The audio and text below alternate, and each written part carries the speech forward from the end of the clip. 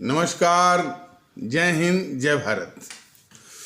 भारतीय अवाम ताकत दल अपने भारतीय भाई बहनों अर्थात अपने देश भारत की जनता अर्थात अपनी भारतीय अवाम से भारतीयता आधारित आपसी श्रद्धा, भारतीयता आधारित आपसी स्नेह, भारतीयता आधारित आपसी प्रेम, भारतीयता आधारित आपसी अखलाक मोहब्बत, भारतीयता आधारित आपसी सहयोग, भारतीयता आधारित आपसी सम्मान, भारतीयता आधारित आपसी एकता, भारतीयता आधारित आपसी भाईचारा तथा भारतीयता आधारित आपसी सद्भाव को समझने व उसे आत्मसात करके वैसा ही आचरण एवं व्यवहार करने हेतु और इसके पूरे देश में प्रचार प्रसार करने हेतु और प्रत्येक देशवासी को इसकी अहमियत और महत्व को समझाकर उसे अपनाते हुए वैसा ही आचरण एवं व्यवहार करने हेतु और प्रत्येक देशवासी को अपना ही भारतीय भाई बहन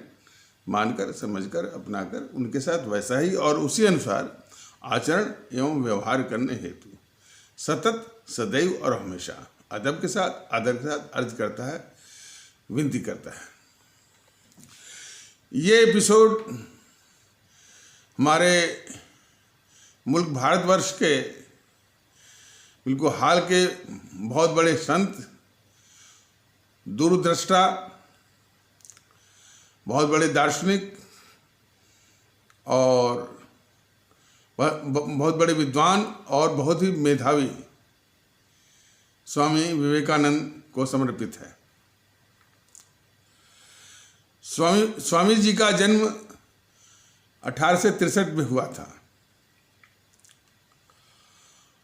और 1988 में उनकी 125वीं 1863 12 जनवरी 1863 को हुआ था।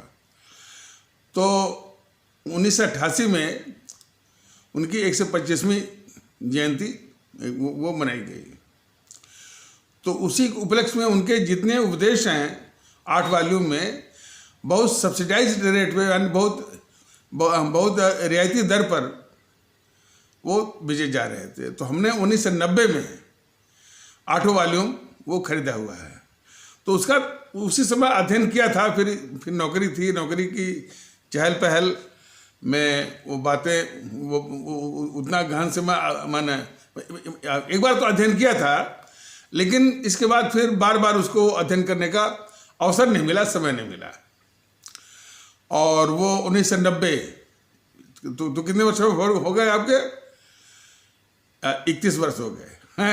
अच्छा, तो मैं फिर निकाला हूँ और देख रहा हूँ वो विचार बिल्कुल उसी तरह से तरोताज़ा है और भारत के लिए कितना उपयोगी हैं।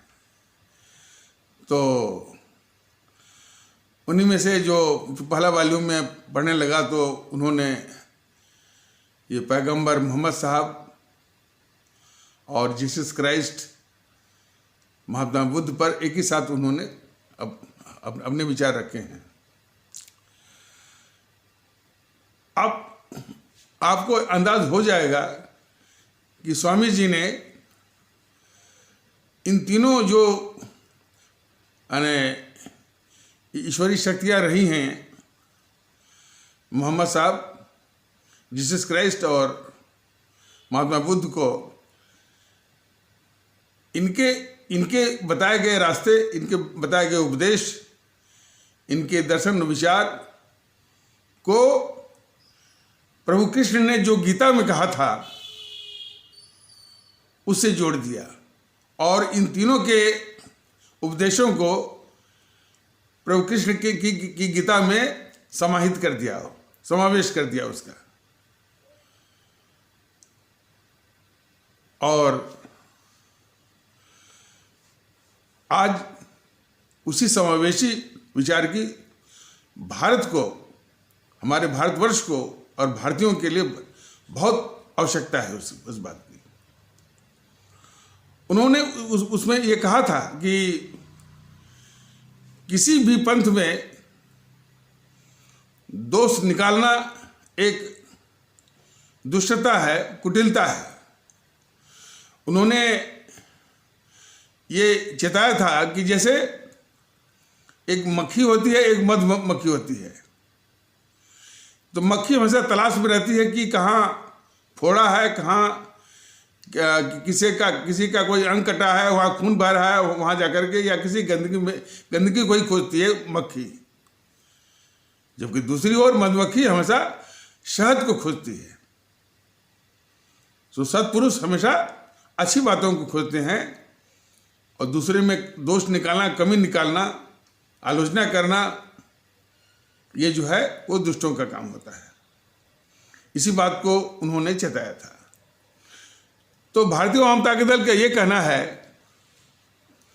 कि स्वामी विवेकानंद के का जो दर्शन रहा है, भारतीय दर्शन, और उनकी जो दूरदृष्टि रही है, और जो उनके दूरगामी परिणाम देने वाले विचार रहे हैं, और सभी पंथों को के समावेशी विचार जो रहे हैं, उसकी इस समय जिस दौर से हमारा देश गुजर रहा है, और जिस मानसिकता के दलदल में हमारा भारतीय जनमानस फंसा हुआ है, निकालने के लिए परम आवश्यकता है, उसकी बहुत आवश्यकता है।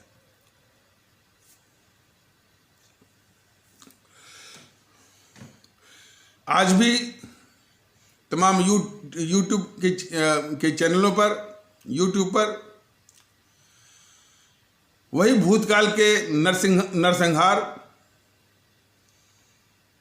और खास करके ये वर्णन कि हिंदुओं का ये कत्ल किया गया, धर्म परिवर्तन किया गया,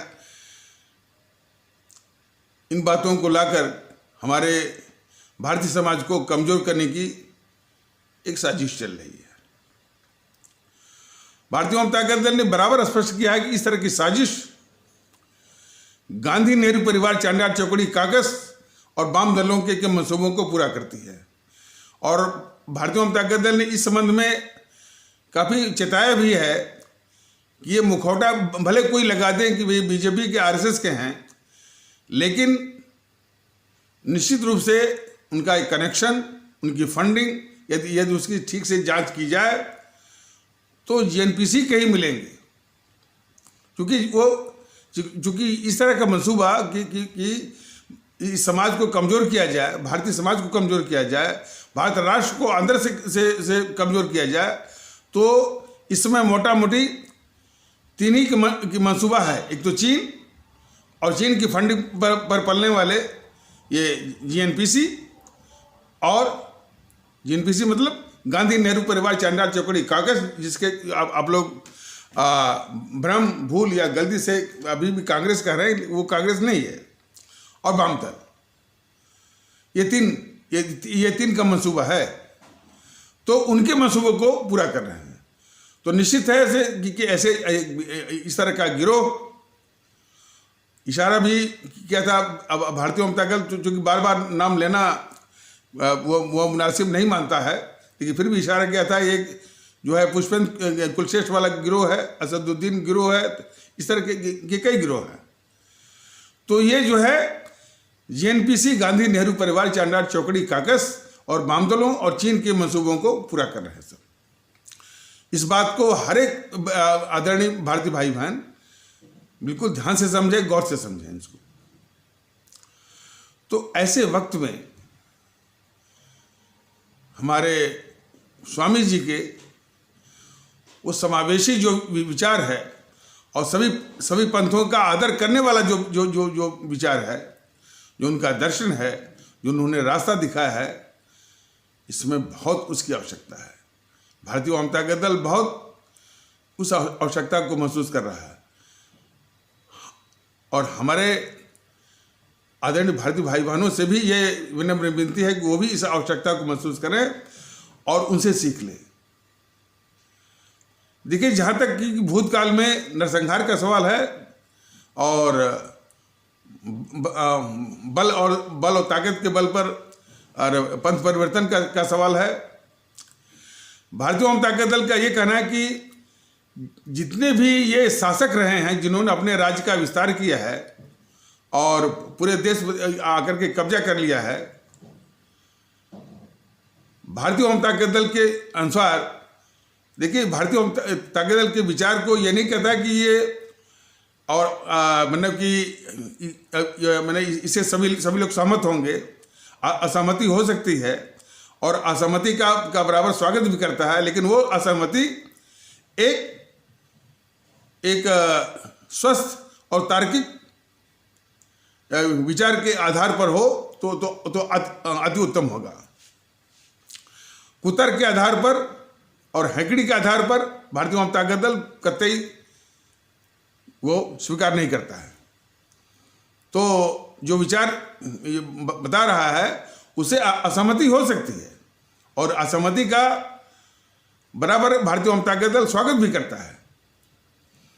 तो भारतीय जनता दल का ये कहना है कि उस वक्त जो जितने भी शासक रहे हैं, जिन्होंने अपने राज्य का विस्तार किया है, और पूरे कुछ लोग कहते हैं कि हमारा भारतवर्ष अफगानिस्तान भी था, ईरान भी था, जो भी रहा हो, वहाँ पर आकर के उन शासकों ने अपना राज्य का विस्तार कर दिया और अपने आदमियों को और अपने अनुयायियों का वो साम्राज्य स्थापित कर दिया।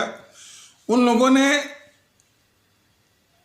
इस्लाम पंथ का दुरुपयोग इसलिए किया कि हर कोई जो दुष्ट शासक होता है कोई न कोई ढाल बनाता है। उसका नतीजा इसमें भी देख रहे हैं कि जितने भी आतंकवादी इस किस्म के हैं कि वो आतंक के बल पर, अपराध के बल पर, नरसंहार के बल पर वो पूरी दुनिया को कब्जा करेंगे, तो वो भी इस्लाम या जिहाद से जोड़ने की कोशिश कर रहे हैं। भारतीय जनता दल और इसके साथ और भी इस तरह से जो समावेशी विचार के हैं उस बात से सहमत होंगे कि ये दुष्ट अपराधी, आतंकवादी, नरसंहारी जो है इसी तरह का अपराध कर रहे हैं।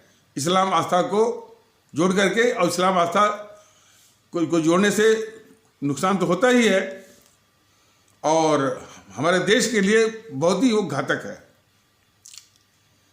और पूरी दुनिया भी उन्हीं दुष्ट आतंकवादियों के उस भ्रमजाल में फंसी हुई है कि उसको जिहादी बोलती है, उसको इस्लामिक बोलती है।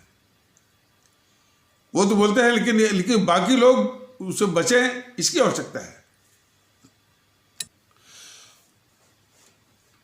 और इस संबंध में देखिए, पंथ के संबंध में ज्यादा भारतीय जनता दल तवज्जो नहीं देता। पंथ के विषय में मानता है कि भाई ये एक पाक चीज है, व्यक्तिगत आस्था का प्रश्न है और व्यक्तिगत रूप से निभाने का प्रश्न है, इसलिए उसको आदर के साथ नमस्ते है, न उस पर कोई टिप्पणी करनी है, आदर जरूर करना है और उसके निटी ग्रिटी में नहीं जाना है, उसके फाइन डिटेल्स में नहीं जाना है। ये भारतीय जनता दल का स्पष्ट मानना है। तो जहां तक वो आतंकवादियों का सवाल है, जो इसमें लोग कहते हैं कि जिहादी या इस्लामिक है, इस तरह के आतंकवादी एक चीज का जरूर दुरुपयोग करते हैं कि इस्लाम आस्था के जितने अनुयायी हैं और उनका जो समाज है, जो भारत में भी है, भारत के बाहर भी है, एक कमजोरी है। कमजोरी ये है कि इस्लाम का नाम लेते ही, और वो कमजोरी हम कहते हैं कि सबकी है, लेकिन एक खासा तबका है, वही कमजोरी ये है कि इस्लाम का नाम लेते ही विवेक शून्यता का खतरा पैदा हो जाता है। इसीलिए कभी कभी बोलते हैं कि इस्लाम खतरे में है और यह है, और इस्लाम का नाम लेते ही जो है यानी विवेक शून्यता, मतलब कि वो ये फर्क नहीं कर पाते हैं कि भाई जो ये इस्लाम से जोड़ रहा है उसका कोई निहित स्वार्थ है या इस्लाम पंथ के विशेषताओं को बता रहा है या उसके गुणों को बता रहा है, उसके अच्छाइयों को बता रहा है। ये फर्क करने में काफ़ी गलती हो जाती है और इसको आप जो है यानी विवेक शून्यता भी कह सकते हैं और धर्मांधता भी कह सकते हैं। तो इसी कमजोरी का फायदा वो सब आतंकवादी उठाते हैं कि भाई यदि हम इस्लाम का नाम ले लेंगे तो काफी जो है विवेक शून्यता की स्थिति में वो हमारे समर्थक बन जाएंगे और हमारे वो अनुयायी बन जाएंगे। तो खैर इसका इलाज बहुत आसान है कि हम खास करके वो इसकी शुरुआत ये भारत से ही करनी, तो हम लोगों में जो भारतीय एकता की जो मुहिम है यही है कि भाई सबको एक साथ और भारतीयता का माहौल, सबको गले से लगाएं, उनसे मिलें और पूरा मिक्सअप हों, मेल जोल बढ़ाएं, यही तो है। इसके विपरीत देखिए क्या है कि वो पूरा जो है वो जत्था के जत्था एक ही संप्रदाय का, ये साहब ये ठाकुरों का गांव है, तो ये ब्राह्मणों का गांव है, ये मुस्लिमों की बस्ती अलग। ये बहुत ही गलत है। सब लोग साथ रहें, सब लोग साथ में कोई गांव बसे, कोई कॉलोनी बसे, सब लोग साथ में। इवन यहां तक कि जो शैक्षणिक संस्थान है अलीगढ़ मुस्लिम यूनिवर्सिटी, अब इसमें कोई दूसरी आस्था का इसमें आता ही नहीं है। बनारस हिंदू विश्वविद्यालय, उसमें यानी हिंदू सनातन के अलावा कोई आता ही नहीं है। ये बहुत ही गलत है। बनारस हिंदू विश्वविद्यालय हो, BHU हो, चाहे अलीगढ़ मुस्लिम यूनिवर्सिटी हो, या कोई भी हो, उसमें वैरायटी डालिए।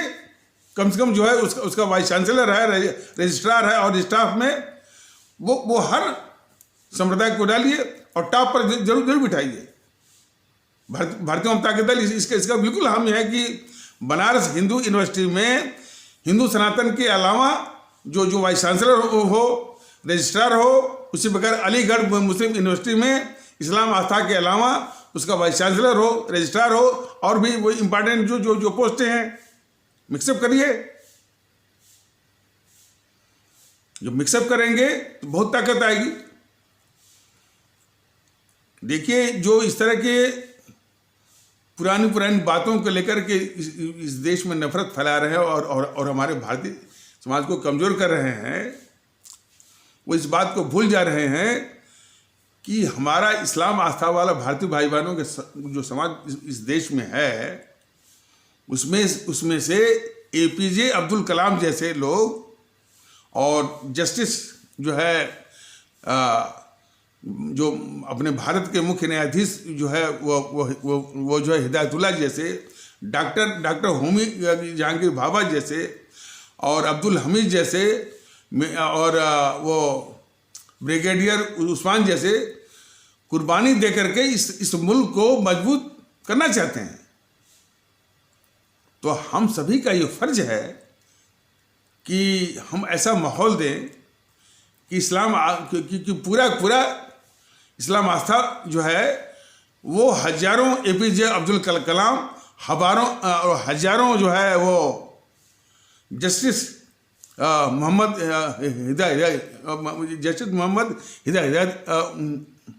हिदायतुल्लाह को,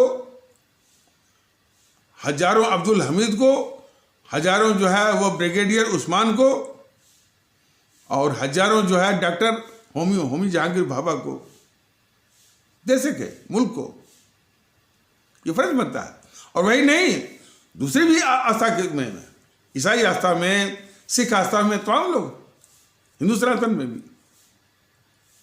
इसीलिए आप लोग महसूस करेंगे कि भारतीय एकता और भारतीय एकता का जज्बा कितना आवश्यक है इस मुल्क के लिए।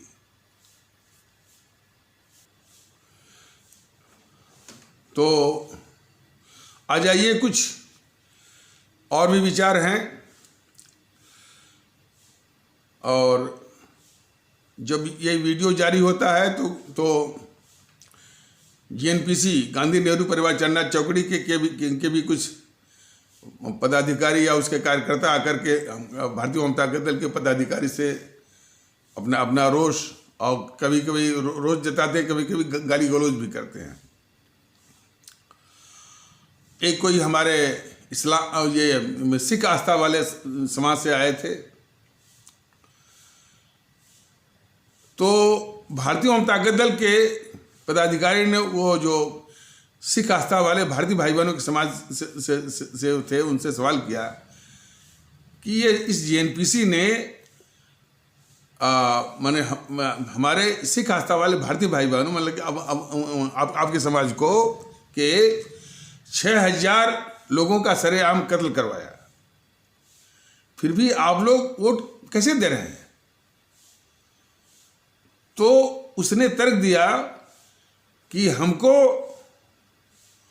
जो है वो जेएनपीसी ने नहीं मारा है, जेएनपीसी ने कत्ल नहीं किया है, वो हिंदुओं ने कत्ल किया है। जेएनपीसी ने सिख आस्था वाले भारतीय भाई बहनों के समाज में के दिमाग में यह ठूसने की कोशिश की है कि जो सज्जन कुमार, जगदीश टाइटलर, हरकिशन लाल भगत, कमलनाथ जैसे गुंडों ने उनका संहार नहीं किया, हिंदुओं ने संहार किया है। और पता नहीं कैसे ये बात जो है हमारे सिख आस्था वाले भारतीय भाई बहनों के समाज के कुछ तबके में लोगों ने स्वीकार कर लिया और फिर उसी जेएनपीसी को वोट कर रहे हैं और अमरिंदर जैसे लोग जो है मुख्यमंत्री बनते चले जा रहे हैं। यह बात भारतीय ओम ताकत दल हमारे उन सिख आस्था वाले भारतीय भाई बहनों के समाज और पूरे देश से कहना चाहता है कि आप लोग याद रखिए कि जब ये आतंकवादी पाकिस्तान से जो प्रायोजित थे, वह सही है कि वो इस्लाम आस्था वाले समाज के ही थे, के ही रहते हैं वो आतंकवादी। तो जो नरसंहार करते ही थे। हमारे देश के जो कुछ कट्टरवादी तत्व इस्लाम आस्था के इतर उनसे अलग वाले जब वो हिंदू सनातन आस्था के हिंदू सनातन आस्था वाले भारतीय भाई बहनों के समाज के जो कट्टरवादी तत्व हैं, उनको मौका मिलता था पूरे इस्लाम आस्था वाले भारतीय भाई बहनों के समाज को निशाना बनाना, उनको लपेटना कि साहब ये सारे आतंकवादी जो इसी समाज के हैं। इससे पूरा समाज में एक भेद विभेद, नफरत, कमजोर होना का ये खतरा था। जो नरसंहार वो आतंकवादी तो करते ही थे, उससे बड़ा खतरा यही था कि जो कट्टरवादी तत्व हैं, खास करके हिंदू सनातन आस्था वाले भारतीय भाई बहनों के समाज के, वो पूरे जो है इस्लाम आस्था वाले भारतीय भाई बहनों के समाज को निशाना बनाते थे। तो ये बहुत चिंता का विषय हो गया। तो लोगों ने एक रास्ता निकाला और इस विचार को आगे बढ़ाना शुरू किया कि अपराधी हो चाहे आतंकवादी हो, अपराधी होता है, आतंकवादी होता है, उसका किसी भी मजहब से, पंथ से लेना देना नहीं है। या चाहे इस्लाम हो चाहे जो और भी हो, तो उन आतंकवादियों का इस्लाम से कुछ भी लेना देना नहीं है। इस विचार को बढ़ाने की कोशिश की जा रही है और इससे देश को काफी सुकून भी है। देश में एक एकता लाने का, देश में समरसता लाने का और भाईचारा बढ़ाने का में काफ़ी ये बढ़ाने में काफ़ी इससे मदद भी मिलती है। अभी ये प्रयास सफल भी नहीं हुआ था, तब तक इसी जेएनपीसी ने वो हिंदू आतंकवाद शुरू कर दिया। बताइए, देश का कह रहा है कि भाई आतंकवाद का, अपराध का किसी पंथ से कुछ लेना देना नहीं है। खास करके इसी मंसूबे के साथ वो पाकिस्तान अपने आतंकवादियों को भेजता था कि भाई ये आतंकवादी तो मारेंगे ही, साथ में भारतीय समाज को कमजोर करने में भी जो है उनके मंसूबे पूरे होंगे। तो उसकी काट में भारत के लोगों ने ये विचार आगे बढ़ाया कि भाई जो है आतंकवादियों का से अपराधियों से इस्लाम का कुछ भी लेना देना नहीं है। आतंकवादी आतंकवादी होता है, अपराधी अपराधी होता है, उसका इस्लाम या किसी भी पंथ से कुछ भी लेना देना नहीं है। तो ये अभी विचार अभी अपनी कामयाबी पाने के रास्ते में ही था। तब तक इस जेएनपीसी ने, गांधी नेहरू परिवार चंद्रनाथ चौकड़ी ने शुरू कर दिया हिंदू आतंकवाद। देखिए ना ये कितना दुष्ट है। अब जब ये 2014 के चुनाव में जब पिट गए तो इन्होंने वो एंटेनी कमेटी बना दी। एंटेनी कमेटी ने कहा कि भाई इसको हारने का एक ही कारण है कि लोग इसको जो है वह मुस्लिमों की पार्टी समझते हैं, कांग्रेस को। तो फिर देखिए माने 5 साल तो कहते रहेंगे हिंदू आतंकवाद हिंदू आतंकवाद। जब चुनाव आएगा तो इसका राहुल जो है वो मंदिरों में चला जाएगा और वो वहां झाल बजाएगा और जनेऊ जो है वो जो है कोट के ऊपर पहनेगा वो। तो इतने खतरनाक है। जहां देश ये कह रहा है कि भाई अपराध आतंकवाद का किसी भी पंथ से लेना देना नहीं हो, इस्लाम से भी लेना देना नहीं है और हिंदू सनातन से भी लेना देना नहीं, वहीं पर ये फिर जहर बोया हमारे सिख आस्था वाले भारतीय भाई बहन समाज में कि उसको इन गुंडों ने नहीं हिंदुओं ने मारा। इस बात को पूरे देश को लोग समझे और विशेष करके हमारे सिख आस्था वाले भारतीय भाई बहनों को समझना परम आवश्यकता है। और एक चीज और, ये जेएनपीसी वाले, गांधी नेहरू परिवार चंद्रनाथ चौकड़ी वाले जो इतिहास लिखवाए हैं, भगत सिंह को सिर्फ सिख आस्था वाला भारतीय भाई बहनों का समाज ही नहीं, पूरा देश देशभक्ति के मामले में सबसे ऊपर रखता है। उसको इन सबों ने अपने इतिहास में आतंकवादी लिखवाया था। संघ लोक सेवा आयोग की परीक्षा में करीब 8-10 साल पहले निबंध लिखने को आया था कि आतंकवादी भगत सिंह पर निबंध लिखो।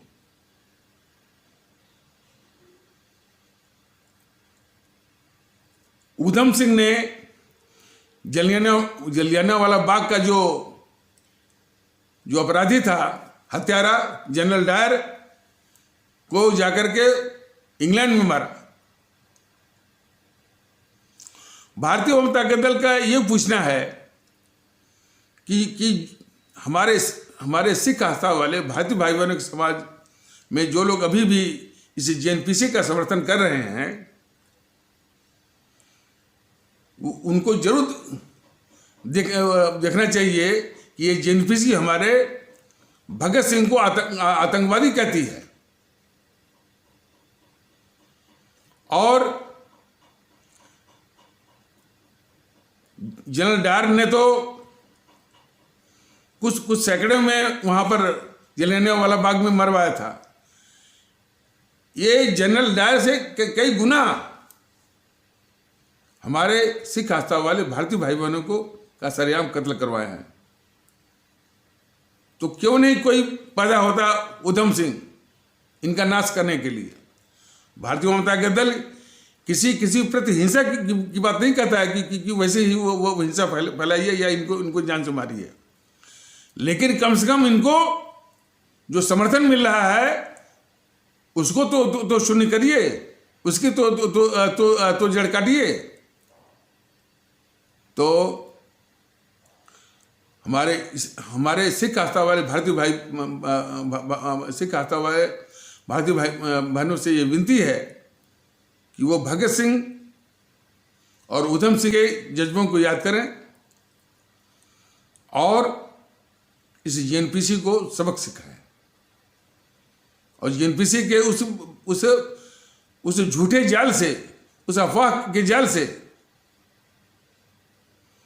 बाहर आए कि उनको इस जेएनपीसी के गुंडों ने हरकिशन लाल भगत, जगदीश टहले, सज्जन कुमार, कमलनाथ ने नहीं मरवाया, हिंदुओं ने मरवाया। इस जाल से उनको बाहर आना होगा। देश बहुत बड़ी चीज है। और एक बात और, इसी जीएनपीसी की इंदिरा ने ही, वो खालिस्तानी था ना, वो भिंडरा वाला, जो कि हमारे स्वर्ण मंदिर में घुस गया, अपवित्र कर दिया, उसको खड़ा करने वाली यही गद्दार थी, इंदिरा गांधी। तो इस सारे तथ्यों को हमारे सिख आस्था वाले भारतीय भाई बहनों को समझना चाहिए, और पूरे देश के हमारे आदरणीय भारतीय भाई बहनों को भी समझना पड़ेगा।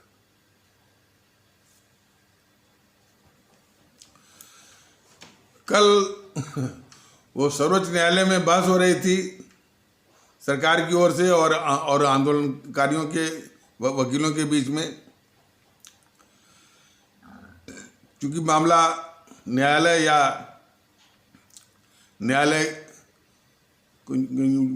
में जो शीर्ष जो न्यायालय है, सर्वोच्च न्यायालय, उसमें चल रहा है, तो विशेष टिप्पणी करना उचित नहीं है।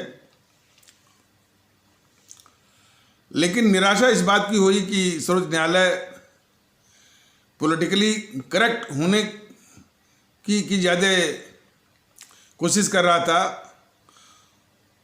वो उसको तो यानी जो है वो किसी का डर नहीं होना चाहिए। कानून की नज़रों में, संविधान की नज़रों में क्या गलत है क्या सही है, ये तो उसको कहना चाहिए था। कम से कम किसी को क्या अधिकार है कि जो है वो हाईवे बंद कर दे, रास्ता बंद कर दे, और यदि इसको स्पष्ट रूप से नहीं कहा जाएगा और स्पष्ट रूप से जो है उनको फटकारा नहीं जाएगा, तो ये असामाजिक तत्वों जो कि इनके जीएनपीसी और वामदलों के गिरोह में है, वो रेलवे लाइन को भी बंद कर देंगे, आपके जो फ्रेट कॉरिडोर को भी बंद कर देंगे, एक्सप्रेसवे को बंद कर देंगे। तो कम से कम ये मोदी की सरकार तो बिल्कुल निकम्मी है, कायर भी है, और अराजक भी है, और जो है एनार्किक और कैटिक भी है। लेकिन सर्वोच्च न्यायालय से अपेक्षा थी कि वो स्पष्ट शब्दों में कहे कि भाई ये इस तरह का आंदोलन बिल्कुल गैर कानूनी है, कि आप जो है वो रास्ता जो है बंद किए हुए हैं, और जो है और भी महीनों से न कोई आ रहा है न कोई जा रहा है। जो गरीब किस्म के हैं मजदूर और वो किसान भाई, यानी उनकी आमदनी बंद है, उनका परिवार जो है बहुत संकट में आ गया है, और तमाम तरह की परेशानियाँ। वो वैसे भी ये तो परेशानी तो है, उससे भी पूर्णतः यह जो है गैर कानूनी है। ये आखिर यानी कि कौन कहेगा? क्या दूसरे देश का न्यायालय या सर्वोच्च न्यायालय कहेगा? तो जो शाहीन बाग में जो लचरपन सर्वोच्च न्यायालय ने दिखाया था, वो वही यहाँ दिखाया। तो इससे काम नहीं चलेगा। वैसे भी भारतीय आवाम ताकत दल बिल्कुल स्पष्ट करना चाहता है कि इस तरह की समस्याओं का समाधान सर्वोच्च न्यायालय के पास नहीं है। इस तरह का समाधान यह है कि हमारे देश की जनता ऐसे सरकार को लाए जो जो इन देश विरोधी ताकतों को कुचले, और कुचल करके इनको ठिकाने लगाए। वरना जो है वो अराजकता की स्थिति, फिर अराजकता के बाद दूसरा स्टेज जो होता है गृह युद्ध, यही वो चाहते हैं। गृह युद्ध होगा तो कौन, वो राहुल तो भाग जाएगा इटली, और ये सीताराम येचुरी और डी राजा भी भाग जाएंगे बीजिंग। बचेंगे कौन? हम आप। तो इस चीज को समझना पड़ेगा कि आखिर ये मोदी जी जो है इतनी कायरता क्यों दिखा रहे हैं, और जो है इन देश विरोधी ताकतों के आगे जो है वो दंडवत क्यों कर रहे हैं, झुक क्यों रहे हैं, उनके आगे जो है वो उनको पाल क्यों रहे हैं। तो और खैर ये तो सुप्रीम कोर्ट ने भी कह दिया कि भाई ये कानून जो है वो रद्द नहीं हो सकते, अधिक से अधिक कुछ दिनों के लिए होल्ड हो सकते हैं, लेकिन रद्द नहीं होंगे। कोई भी कानून सुप्रीम कोर्ट ने स्पष्ट कर दिया कि वो तभी जो है रद्द हो सकता है, या तो वो असंवैधानिक हो, यानी संविधान के प्रावधानों के अनुसार न हो, और मौलिक अधिकारों का हनन होता हो। ये दोनों चीज नहीं है उसमें, तो अवैध तो होगा नहीं। ये तो वहां से भी स्पष्ट हो गया। क्या करेंगे ये एनपीसी वाले और वाम दल वाले? और इसमें पूरे देश के किसान शामिल भी नहीं है। सिर्फ ये अराजकता की स्थिति लाने का एक जो है वो सिम्टोमेटिक है, उसकी इशारा है। अब उस अराजकता को ये कार्य मोदी जो है वो रोक पाते हैं या नहीं, सवाल बस यही है। जब सर्वोच्च न्यायालय ने ये कह रहा है कि भाई इसमें जितने बूढ़े हैं, बच्चे हैं, महिलाएं हैं, यानी वह क्यों बैठे हैं, वो जाए, यही बात तो कह रहा था भारतीय जनता दल कि इसमें जो हमारी माताएं हैं, बहनें हैं, और जो हमारे जो बच्चे हैं, हमारे बुजुर्ग भारतीय भाई बहन हैं, वो निकल जाए। और इसके अलावा और भी जो सीधे साधे मजलूम और ये भोले भाले किस्म के जो लोग हैं या किसान के रूप में हो, वो भी अलग हो जाएं, या सरकार उनको अलग कर दे, अलग थलग कर दे उनको, और अलग थलग करके इसको कुचले इस तरह की प्रवृत्ति को। ये आंदोलन नहीं है, अराजकता है ये।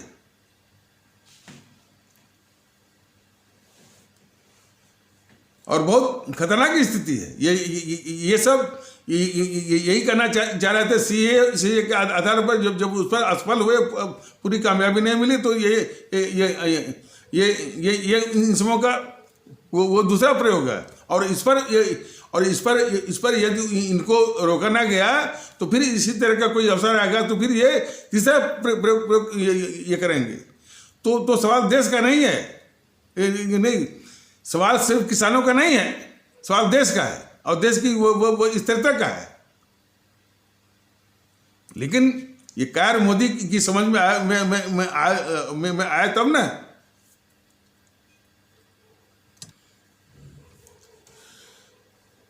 जरूरत इस बात की है कि हमारे देश के लोग, हमारे आदरणीय भारतीय भाई बहन, हमारी आदरणीय भारतीय अवाम बहुत गंभीरता से विचार करें कि अब ये ताकतें, खास करके जब से वो सत्ता से बाहर हो गई हैं, तब से उन्होंने देश को अस्थिर करके, देश को संकट में डाल करके, चाहे चीन से मिल करके जो है सत्ता वापसी का वो रास्ता ढूंढ रही है।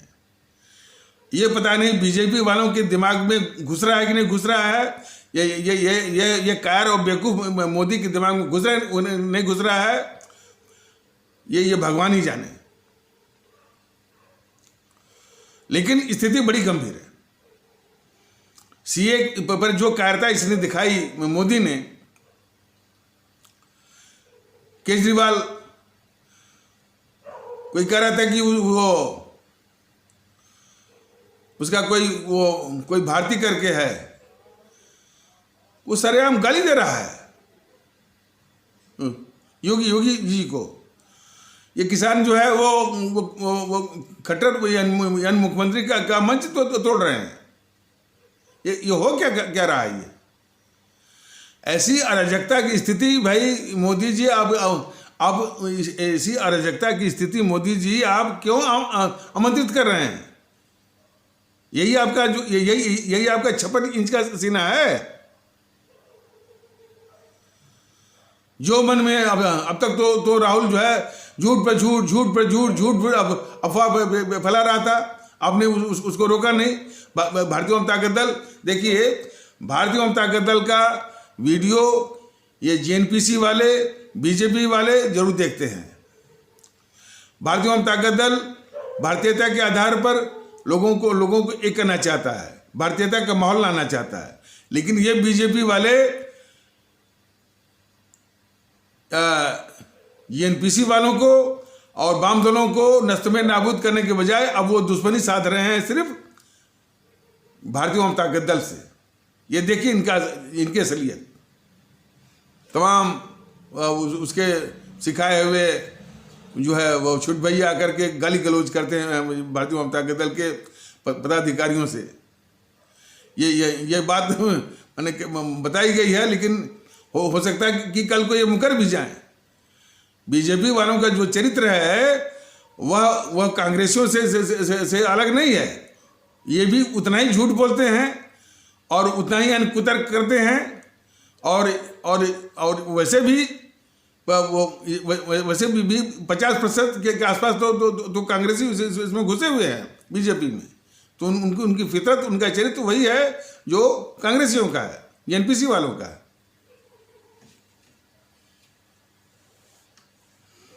तो वो सिर्फ जो है दुश्मनी साध रहे हैं, जबकि भारतीय वाम ताकत दल का अभी कोई विस्तार भी नहीं हुआ है।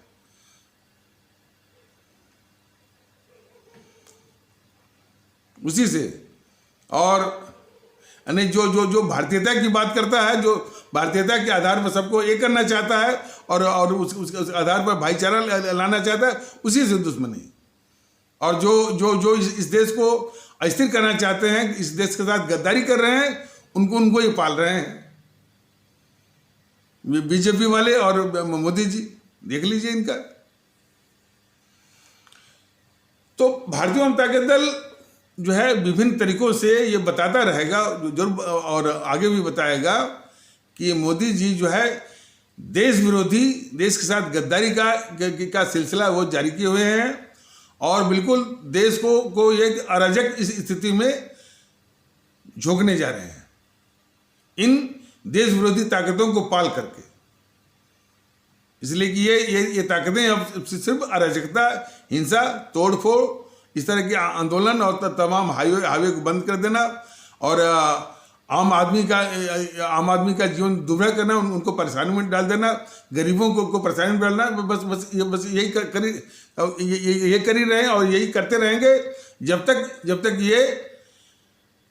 तक मोदी जी और उनकी सरकार की कायरता चलती रहेगी। तो ये बहुत ही वो चिंता का विषय है। इस पर हमारे सभी आदरणीय भारतीय भाई बहन, हमारे सभी आदरणीय भारतीय वाम बहुत गंभीरता से विचार करें। तो इन्हीं आवश्यक शब्दों के साथ इस आवश्यक परिचर्चा को यहीं पर विराम दिया जाता है। तब तक के लिए नमस्कार, जय हिंद, जय भारत।